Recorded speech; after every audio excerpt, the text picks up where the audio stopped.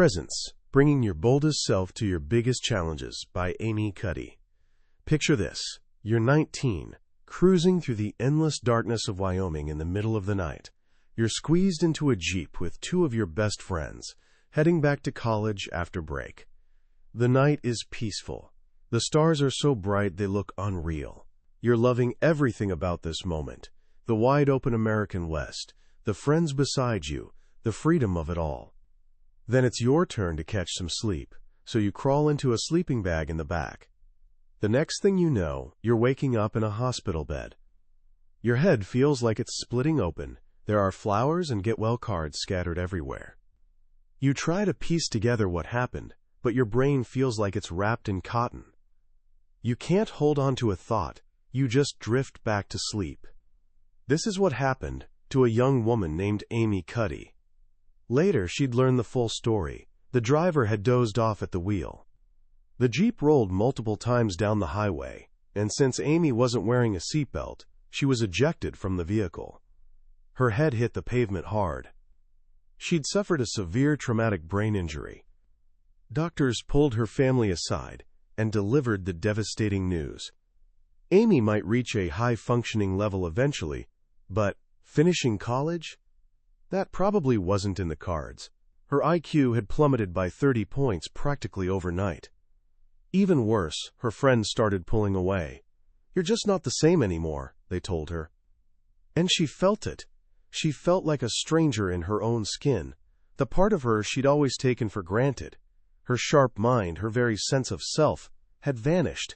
She was wandering through a thick fog of anxiety and helplessness. Now, you might be wondering why I'm opening with such a heartbreaking story. Here's why. That moment of complete powerlessness became the launchpad for one of the most transformative ideas of our generation. An idea that's helped millions of people, from Fortune 500 executives to bullied teenagers, from combat veterans to Olympic athletes, reclaim their power exactly when they need it most. Today we're diving deep into Amy Cuddy's groundbreaking book, Presence. This isn't just another self-help book gathering dust on your shelf. It's a practical manual for showing up as your best, boldest, and most authentic self, especially when everything's on the line. By the time we're done here, you'll understand the secret conversation happening between your body and your mind. You'll discover a ridiculously simple 2-minute technique that can literally change your brain chemistry, making you more confident, less anxious, and way more resilient. And most importantly, you'll learn the secret to walking away from your biggest challenges without regret, with that quiet satisfaction of knowing you brought your real self to the table. That's what presence is all about. So let's jump in. Ever walked out of a job interview, a tough conversation, or a big presentation, and suddenly the perfect thing to say pops into your head? Of course you have. We all have. The French actually have a beautiful phrase for this, l'esprit d'escalier, literally, the spirit of the staircase. It's that brilliant comeback, that perfect point you think of only after you've left the party and you're already walking down the stairs. It's that awful feeling of regret, of a missed opportunity. If only I'd said that. If only I'd shown them who I really am. Amy Cuddy shares one of her own spirit of the staircase moments that's almost painful to hear. Early in her academic career, she stepped into an elevator at a conference. She was still a doctoral student, desperate to make a good impression. And standing in that tiny metal box with her were three of the most famous, most brilliant psychologists in her entire field, her absolute idols. It'd be like a garage band musician suddenly trapped in an elevator with three rock legends.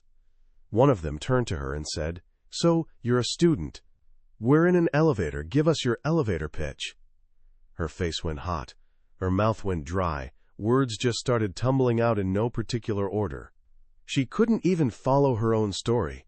She was so consumed by what they must be thinking, so painfully aware that she was bombing, that her mind just short-circuited. The doors opened. Two of the professors escaped without a word. The third one, the one who'd asked the question, turned to her and said with a slight smirk, "That was the worst elevator pitch I have ever heard." The doors closed, and she literally crumpled to the floor. That feeling, That agonizing mental replay of our failures, that gnawing sense that we didn't show up as ourselves, is the exact opposite of what Cuddy calls presence. So what exactly is presence? It's not about being charismatic or extroverted. It's definitely not some permanent state of enlightenment. Presence, as Cuddy defines it, is the state of being tuned into and comfortably expressing our true thoughts, feelings, values, and potential. It's that rare moment when you're completely in sync with yourself. Your words, your body language, your inner feelings, they're all telling the same story. You're not fighting yourself, you're just being yourself. And when you're truly present, other people can feel it. Cuddy talks about this fascinating study of entrepreneurs pitching their ideas to venture capitalists. The researcher, Lakshmi Balachandra, analyzed videos of 185 pitches to figure out who got the funding. You'd think it would be whoever had the best credentials or the most polished business plan, right? Nope. The strongest predictors of who got the money were things like confidence, comfort level, and passionate enthusiasm. These entrepreneurs weren't worried about how they were doing or obsessing over what the investors thought. They were fully present, completely consumed by their belief in their own idea. Their presence was palpable. It signaled authenticity. It told the investors, this person believes their own story, so maybe I should too. But here's the cruel irony. Exactly when we most need to be present, in those high-stakes, high-pressure moments, we're least likely to pull it off. Our minds get hijacked. We become consumed with worry. What do they think of me? Am I screwing this up? We start second-guessing every single word. It's like trying to listen to music while simultaneously thinking, I am listening to this music. You can't do it. You're not actually listening anymore. When you're in a job interview thinking, I'm in a job interview, you're not fully engaged with the person across the table. You're not being your truest, sharpest, most relaxed self. So what's the force that robs us of our presence? What's this inner saboteur that whispers we don't belong? For many of us, it has a name. Imposter syndrome. The term was coined by psychologist Pauline Rose Clance. As a doctoral student herself, she was haunted by this fear that she wasn't good enough. Everyone else is smarter than me. I just got lucky. It was a mistake to let me in here. Soon they'll figure me out. When she became a therapist at a prestigious college, she saw the exact same fear in her students. Incredibly bright, high-achieving young women who, despite mountains of evidence to the contrary, believed they were frauds. They thought their success was just luck, or a clerical error in the admissions office. One student actually called herself an Oberlin mistake. At first, researchers thought this was uniquely a women's problem. Society sends women all these mixed messages about success, they reasoned, so women struggle to internalize their own accomplishments. But they were completely wrong. After Cuddy's talk went viral, men started writing to her in droves, sharing their own secret stories of feeling like imposters. Turns out, research now shows that men and women experience imposter feelings at basically equal rates. The difference? Men are often more ashamed to admit it, fearing it violates the whole strong and assertive stereotype. This feeling is absolutely everywhere. It affects teachers, doctors, lawyers, artists, and students. In one survey, 70% of people reported feeling like an imposter at some point. Even some of the most successful people on the planet have confessed to it. People like Tina Fey, Denzel Washington, and even the legendary author Neil Gaiman. Gaiman shared this story with Cuddy about a recurring fantasy he had early in his career, even after he'd become a best-selling author. In the fantasy, a man in a cheap suit holding a clipboard would knock on his door. "Are you Neil Gaiman?" the man would ask. "Yes," Neil would say. "Well, it says here you get paid to just make things up, that you get free books and get to see movies for free. I'm afraid we're onto you. You're going to have to go out and get a proper job now." And in his fantasy, Neil's heart would just sink, and he'd simply say, "Okay." Because once they've caught up with you, game over. Right? This is the absolute cruelty of imposter syndrome. Success doesn't cure it. Actually, it can make it worse. Every achievement, every award, just raises the stakes. It creates this bigger gap between the person the world sees and the fraud you secretly believe you are. As one man wrote to Cuddy, "The world kept telling me I was a 90 when I knew I was just a 50. Every time I got an award, I'd think, oh crap, now they think I'm a 92.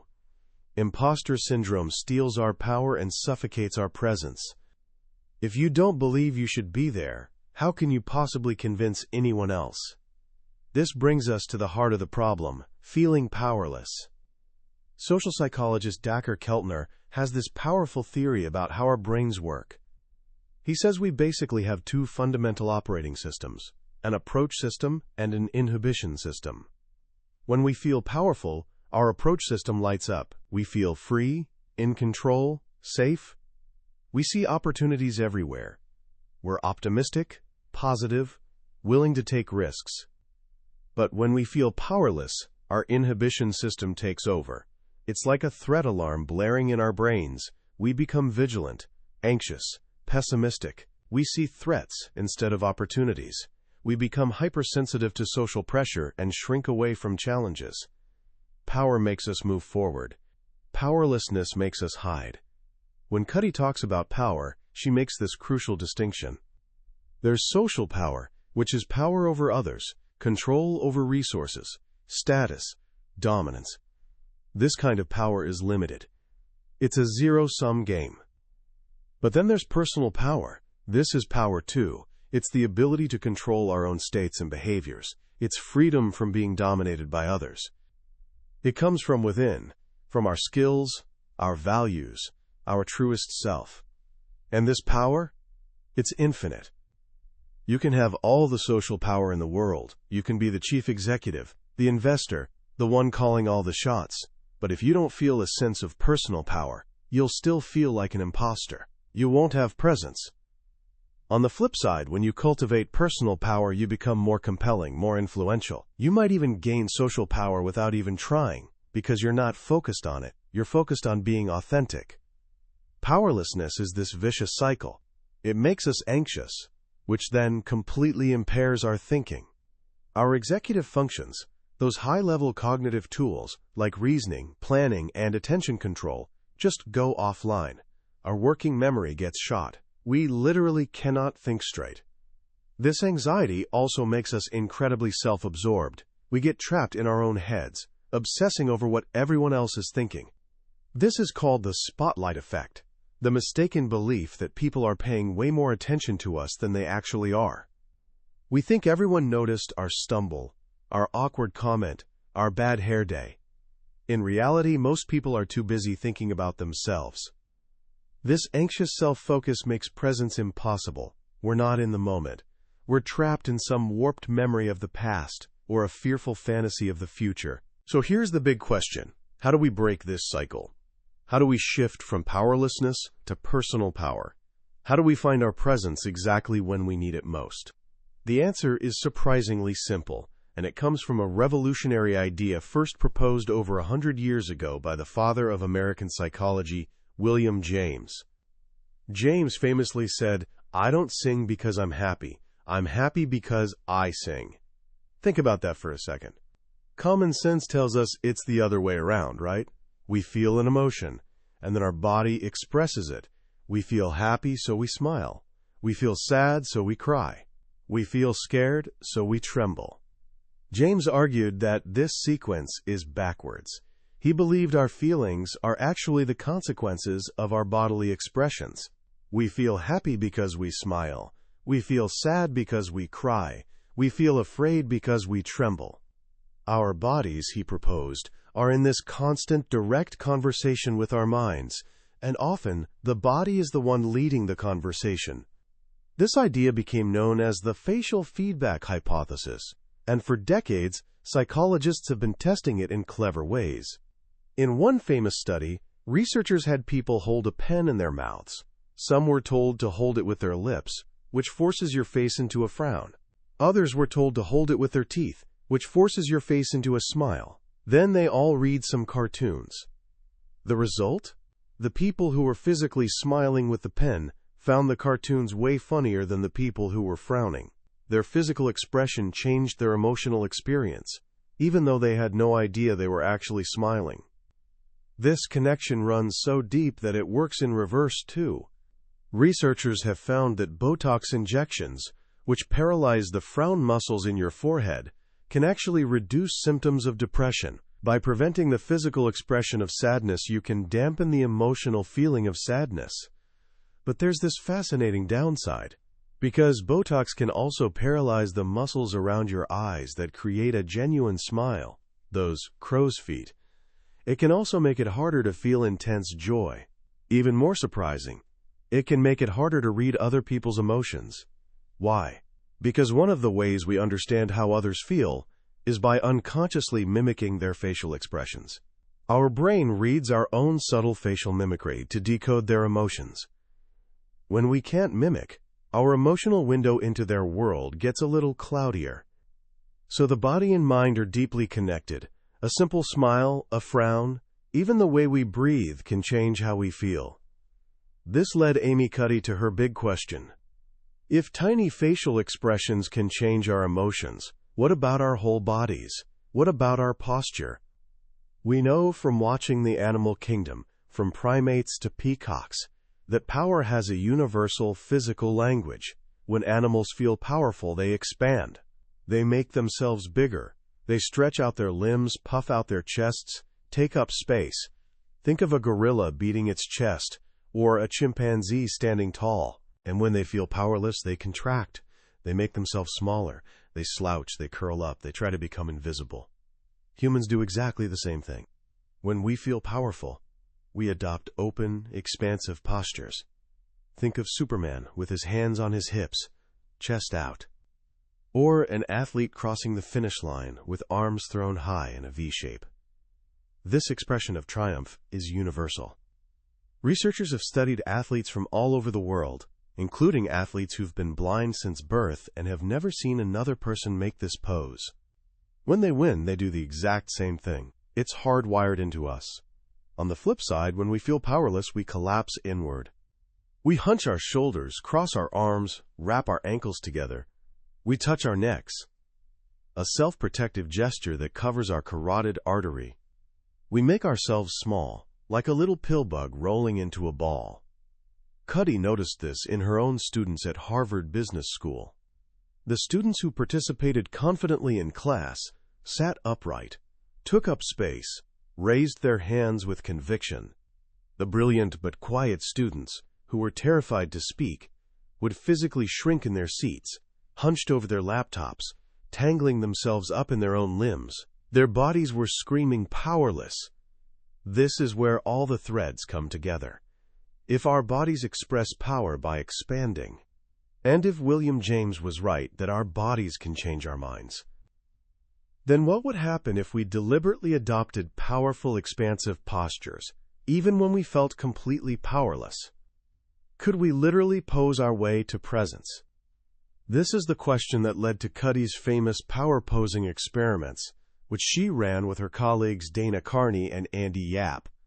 Here's what they did. They brought people into a lab and, under a clever cover story, had them hold either a series of high-power poses or low-power poses for just 2 minutes. The high-power poses were open and expansive. One was the Wonder Woman, standing with feet apart, hands on hips, chin lifted. Another was sitting at a desk with feet up and hands behind the head. The low-power poses were closed and contractive. Sitting hunched in a chair with hands in your lap, or standing with arms and legs crossed tightly. After just 2 minutes of holding these poses, the researchers measured 3 things. First, they asked participants how powerful they felt. The high-power posers reported feeling significantly more powerful and in charge. Second, they offered them a chance to gamble. After being paid for the experiment, they got an extra $2 and were asked if they wanted to risk it on a roll of the dice. The results were stunning. Of the low-power posers, only 60% chose to take the risk. But of the high-power posers, a whopping 86% did. Just 2 minutes of adopting a powerful posture made them way more willing to take risks. But the most incredible finding was what happened inside their bodies. The researchers took saliva samples before and after the posing to measure two key hormones, testosterone and cortisol. Testosterone is often called the dominance or assertiveness hormone.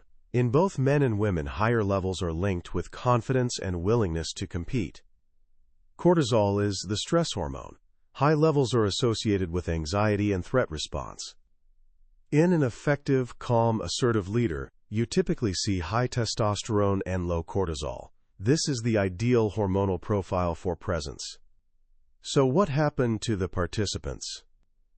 After just 2 minutes, the high-power posers experienced, on average, a 20% increase in their testosterone levels, and their cortisol levels dropped by 25%. The low-power posers showed the exact opposite pattern. Their testosterone decreased by 10%, and their cortisol increased by 15%. Let this really sink in. 2 minutes. Just 2 minutes of changing your body language can reconfigure your brain to be more assertive, confident, and comfortable, and way less reactive to stress. Your body can change your mind can change your behavior, and your behavior can change your outcomes. This isn't about faking it in front of other people. The real power of this idea is that you do it in private. Before the job interview, you find a bathroom stall. Before the big presentation, you find an empty office or a stairwell. You starfish up, as one family calls it. You stand like a superhero for 2 minutes. You're not trying to intimidate anyone. You're having a conversation with yourself. You're using your body to tell your mind that you're powerful, that you belong, that you've got this. You're priming your brain for presence. In a follow-up study, Cuddy and her team tested this in a real-world scenario. They had participants prepare for a stressful mock job interview. Before the interview, half did high-power poses, and the other half did low-power poses. Then they gave their speeches, and the interviews were videotaped. Independent judges, who knew nothing about the experiment, evaluated the videos. The results? The high-power posers were overwhelmingly chosen for the job. But here's the fascinating part. The judges didn't rate the content of their speeches as any better. What made the difference was their presence. They were rated as more confident, enthusiastic, captivating, and authentic. Their nonverbal communication sealed the deal. By changing their posture in private, they changed their internal state, which then flowed out naturally and convincingly during the interview. They didn't have to think about acting confident. They simply were more confident. This brings us to one of the most dangerous and widespread forms of powerless posture in the modern world, the I hunch. Look around anytime you're in public. How many people are hunched over a tiny screen? Our phones and tablets are forcing us into collapsed, contractive postures for hours every single day. Cuddy and her colleague Martin Boss ran a study to see if this actually matters. They had people interact with devices of different sizes, from a small smartphone to a large desktop computer. Afterward, an experimenter told them, "I'll be back in 5 minutes. If I'm not back, just come and get me." Then the experimenter deliberately didn't come back. The real test was to see how long people would wait before they asserted themselves and went to get the experimenter. The results were directly tied to the size of the device. The bigger the device, the more open their posture had been, and the more assertive they were. The people hunched over a smartphone were the least likely to go get the experimenter. Their posture had made them feel and act more powerless. So this idea isn't just about big, dramatic poses. It's about becoming mindful of how we carry ourselves throughout the day. It's about sitting up straight. It's about keeping our shoulders back and our chest open. These small, consistent adjustments are what Cuddy calls self-nudges. The concept of a nudge comes from behavioral economics. It's the idea that small, subtle changes in our environment can lead to big changes in our behavior, without us even realizing it. For example, simply telling people how their energy use compares to their neighbors is way more effective at getting them to conserve energy than pleading with them to save the planet. A self-nudge is a tiny tweak we apply to ourselves. Instead of making some huge, daunting New Year's resolution like, "I will be more confident," which is basically doomed to fail, we make a tiny manageable change.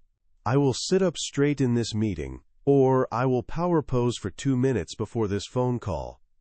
These small tweaks lead to small victories, and these small victories build on each other. When you act a little more boldly, you feel a little more confident. Other people respond to that confidence, which reinforces your own feeling of competence. It creates this beautiful upward spiral. This leads to Cuddy's most famous phrase, which is a powerful twist on an old saying. We've all heard, "Fake it till you make it." But Cuddy argues that this implies you're an imposter, trying to deceive others. Her version is way more profound. Fake it till you become it.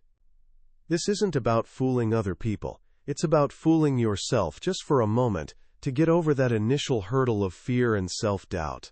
You adopt the posture of the person you want to be. Your body sends that signal to your mind. Your mind starts to believe it. And with each small step, each tiny nudge, you're not faking it anymore. You're incrementally, authentically becoming that person. The book is packed with incredible stories of this transformation. There's the story of Will Cuddy, no relation to Amy, a young actor who was terrified before a long-shot audition for a major Hollywood movie. He hid in a bathroom stall and did the Wonder Woman pose for 2 minutes. He walked into the audition room and, in his words, nailed it. He was so present, so in the moment, that he almost forgot about the outcome. He left feeling amazing. Whether he got the part or not, he got the part. The movie was the Oscar-nominated film Wild. There's the story of Kristen, a young woman who'd moved to South America and found herself in a job where her boss was sexually harassing her, calling her vulgar names until she felt smaller and broken. After sharing her story with friends, she knew she had to confront him. Alone in her treehouse-like home, she put on a song, stood up straight and tall, hands on hips, and power posed for several minutes. She walked into town feeling herself getting bigger and bigger. She confronted her boss, not with anger, but with powerful compassion. She took back the power she'd allowed him to take from her. She changed her life in that moment. And perhaps most moving, there's the story from a man named Mac, who'd been homeless for over a year. He wrote that he was filled with intense shame and anxiety, that he gave off that air of being homeless. Then, at a warming shelter, he watched Cuddy's talk on a tablet. He started consciously adopting power poses, maximizing his space, and catching himself when he collapsed inward. He wrote, "Right now, even though I will go to sleep on a piece of cardboard tonight, you would never pick me out as homeless." I give quite a bit of credit to the fact that I consciously adopted power posing. Well, at least in this case, it works for us too. These stories are the beating heart of presence. They show us that this isn't just some clever life hack. It's a tool for reclaiming our dignity, our courage, and our true selves. It's a way to unlock the personal power we all have within us, especially when life has tried to make us feel small. It's about showing up for our lives, not with bravado, not with arrogance, but with presence. With that quiet, unshakable confidence that comes from knowing who you are and believing your own story. And it all starts with a simple change in how you hold your body. So what do we actually take away from all this? For me, the most powerful lesson in presence is this profound mix of empowerment and self-compassion. For so long, we've been told that confidence is something you either have or you don't.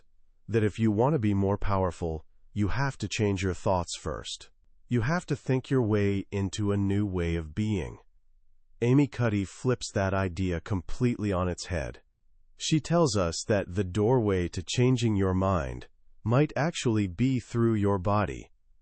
It's a beautifully simple and accessible idea. You don't need years of therapy or a complete personality makeover. You have the tools you need right now. You have your body. The book is a powerful reminder that the biggest obstacles we face are often the ones we create for ourselves. The stories we tell ourselves about not being good enough, about being imposters, about not belonging. These stories create a feeling of powerlessness, that becomes this self-fulfilling prophecy. We feel small, so we act small, and the world responds to us as if we are small. But what Cuddy gives us is a way to interrupt that cycle, a way to send a different message to our own brains. It's not about becoming someone you're not. It's about removing the obstacles that prevent you from being who you actually are. It allows your boldest, most authentic self to show up. So how can you start applying this today? Not tomorrow, not next week, right now. Here are 3 simple, practical actions you can take. First, just for the rest of today, become a posture detective. Pay attention to your body. When you're walking, when you're sitting at your desk, and especially when you pull out your phone. Notice when you start to eye hunch. Notice when you collapse. You don't have to judge it. Just notice it. Awareness is the first step. When you catch yourself slouching, gently guide yourself back to a more upright posture. Shoulders back, chin up. It's a small nudge. Second, identify one upcoming moment that makes you even a little bit nervous. It could be a conversation with a teacher, asking someone out, or giving a presentation in class. Before that moment, make a plan to find 2 minutes of privacy. It can be a bathroom stall, an empty hallway, even your own room before you leave the house. Set a timer on your phone for 2 minutes and starfish up. Stand like a superhero. Take up space, breathe deeply. Feel your body telling your mind you've got this. And third, try Alison Wood Brooks's brilliant self-nudge. The next time you feel that flutter of anxiety, your heart racing, your palms sweating, don't fight it. Don't tell yourself to calm down. Instead, reinterpret the feeling. Say to yourself, out loud if you can, I am excited. Anxiety and excitement are physiologically almost identical. By relabeling the emotion, you can shift from a threat mindset to an opportunity mindset. These aren't magic tricks. They're small, scientific, and powerful ways to begin the process of faking it until you become it. They're the first steps on the path to presence. That was a summary of Presence by Amy Cuddy. We've explored the main ideas today, but I'll be honest with you, a summary can only ever be a map. The real treasure is found when you make the journey yourself. The true power of this book lies in those quiet moments of reading, when one of Amy's personal stories, or a simple, profound sentence, resonates with you in a way you didn't expect. This summary is your guide to decide if this journey is one you want to take. If anything we've talked about today has sparked something in you, I really encourage you to grab a copy. Reading it isn't just about learning. It's an experience that can genuinely change the way you carry yourself through the world. A link to the book is in the description below. Also, if you found this summary valuable and want to continue exploring life-changing books from the Billionaire's Bookshelf, please hit that like button and subscribe to the channel. It tells us we're on the right track and makes sure you won't miss our next adventure. Let's keep growing together.